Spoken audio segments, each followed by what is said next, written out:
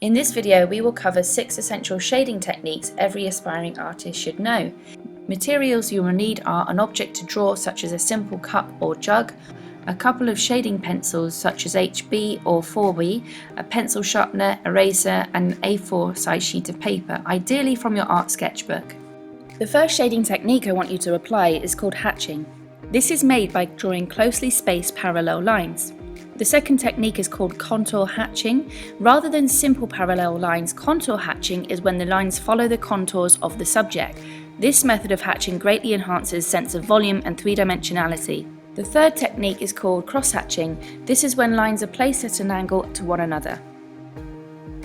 The fourth technique is known as random hatching, and this is like a random controlled form of scribbling to add value.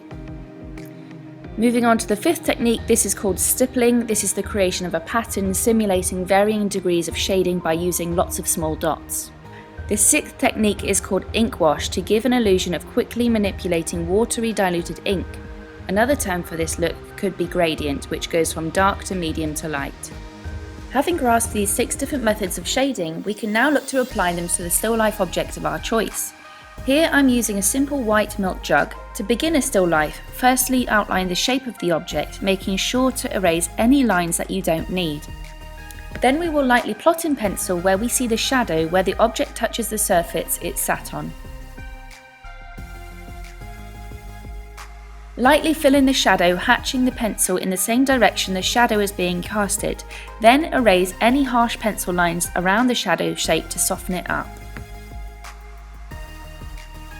The inside of the jug is receiving much less light, therefore the darker shading is required.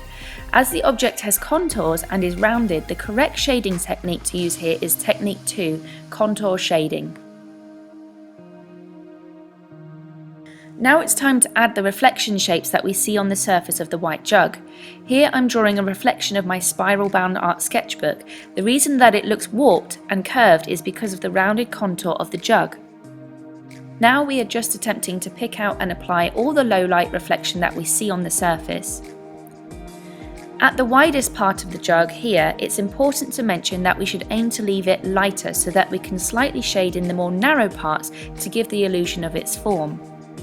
From now on, the best method of shading is layering up slowly and capturing the correct tones and values of what we see in front of us.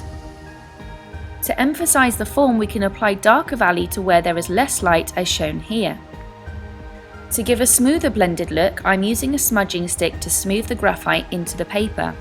If you don't have one of these smudging sticks, or blending stumps as some people call them, I always encourage students to make their own by tightly rolling up a piece of paper and taping it in the middle to fix in place. You can manipulate your smudging stick to a sharper point or angle by simply taking a pair of scissors and snipping at the end. To finish our picture off, we will use an eraser to highlight the lightest parts of the object, and a smudging stick and pencil going in the same direction as the shadow was shaded to give the indication of a table surface behind.